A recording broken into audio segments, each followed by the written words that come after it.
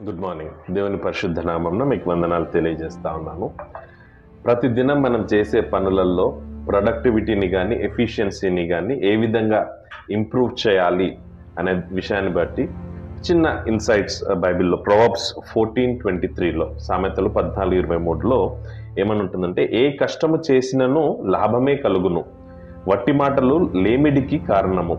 All hard work brings a profit, but mere talks leads only to poverty. అయితే మనం చేసే కష్టాన్ని ప్రతిదీ ఫలితం తీసుకొని వస్తుంది. All hard work brings a profit అని చెప్తా ఉన్నాడు. ఎట్లా తీసుకొని వస్తుంది? How do we have to behave అని అంటే, first thing is embrace hard work over idleness.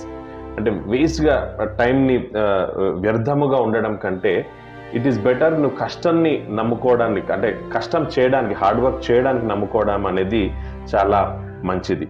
Second thing is avoid empty talk and take action. మనం మాటలు చాలా మాట్లాడుతూ ఉంటాం, కోటలు దాటిపోతూ ఉంటాయి అని అంటారు కదా, కానీ కార్యరూపంలోకి తీసుకొని రావాలి. దాన్ని కార్యరూపంలోకి ఎప్పుడైతే తీసుకొని వస్తావో అప్పుడు it will bring profit to us, ప్రొడక్టివిటీని పెంచుతుంది. దాని తర్వాత వాల్యూ టైమ్ అండ్ ఎఫర్ట్, సమయాన్ని చేసే కృషిని, దీనికి మనము అంటే ఒక వాల్యూ ఇవ్వాలా, అంటే వెచ్చించాలా.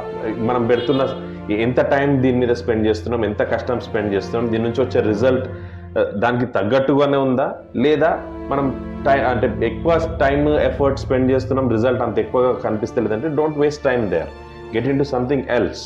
So value time and effort. దాని తర్వాత see work as a means of serving God.